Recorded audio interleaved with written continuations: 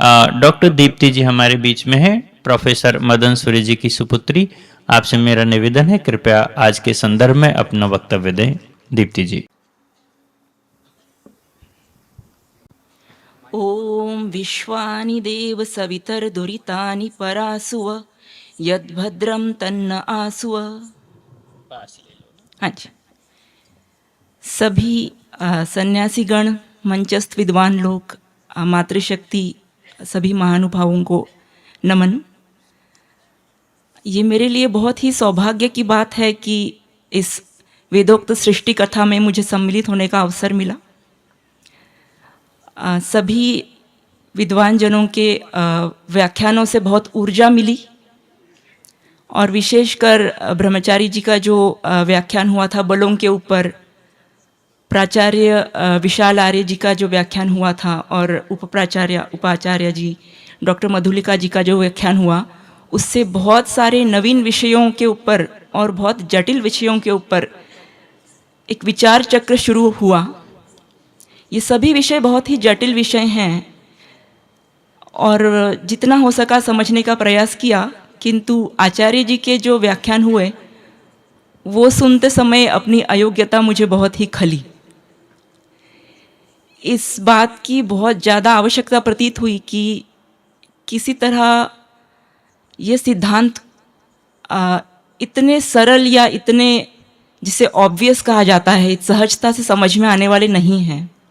इनके लिए बहुत अलग तरह की सोच और बहुत अलग तरह की तर्क शक्ति की आवश्यकता है। इस हेतु वैदिक रश्मि विज्ञान का मुझे अभी और बहुत अध्ययन करने की आवश्यकता है। इसके साथ दो चीज़ें मैं यहाँ से दो बातों में अलग तरह की दृष्टि में यहाँ से लेकर जाना चाहती हूँ। एक ये है कि वेदों को वैज्ञानिक ग्रंथ माने, और दूसरी बात यह जो आचार्य जी ने कही कि वेदों में जो विद्या है वो केवल सूत्र रूप में नहीं, विस्तार रूप में भी हैं। और ऐसा नहीं है कि एक आर्य समाजी होने के नाते जब हम मानते हैं कि वेद सब सत्य विद्याओं का पुस्तक है तो ये हमारे लिए नई बात है। 2001 की मेरी डायरी है, जब मैंने इंजीनियरिंग के प्रथम वर्ष में प्रवेश लिया था, और उसमें मैंने लिखा हुआ है कि ये जो मैं अभी पढ़ने जा रही हूँ, मुझे वेदों से भी यही चीज़ें निकालनी हैं कि इंफॉर्मेशन टेक्नोलॉजी में लॉजिक कैसे बनते हैं, और पाश्चात्य दृष्टि से भी सीखनी है। ये मैंने लिखा हुआ है उसमें। लेकिन ऐसा क्या हुआ कि मैं मॉडर्न साइंस की दृष्टि से तो टेक्नोलॉजी का डेवलपमेंट करने के तरफ अग्रसर हुई, और ऐसा नहीं है कि वेद मंत्रों का स्वाध्याय बिल्कुल ही नहीं किया, वो भी पढ़ा, लेकिन मैं इनकी संगति नहीं लगा पाई। उसकी भूल मुझे आज समझ आई कि वेदों की ओर वैज्ञानिक दृष्टि से देखना कहीं छूट गया।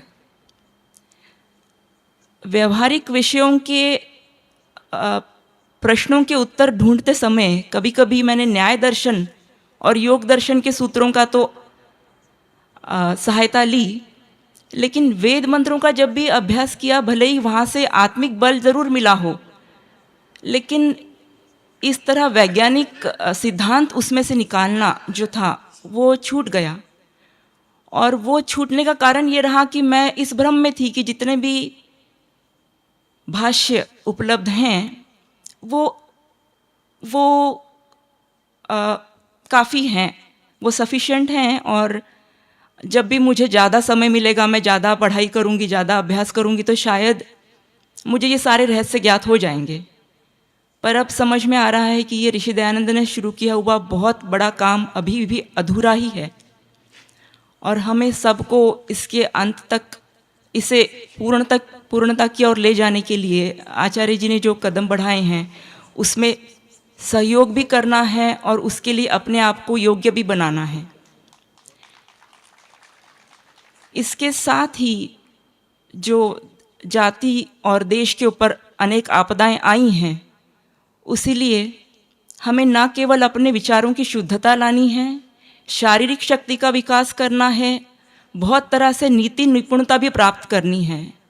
बहुत बड़ा बोझ हमारे कंधों पर है, हम आराम से नहीं बैठे रह सकते, और इसके लिए अपने आप को तैयार करने की आवश्यकता है। नमस्ते, धन्यवाद।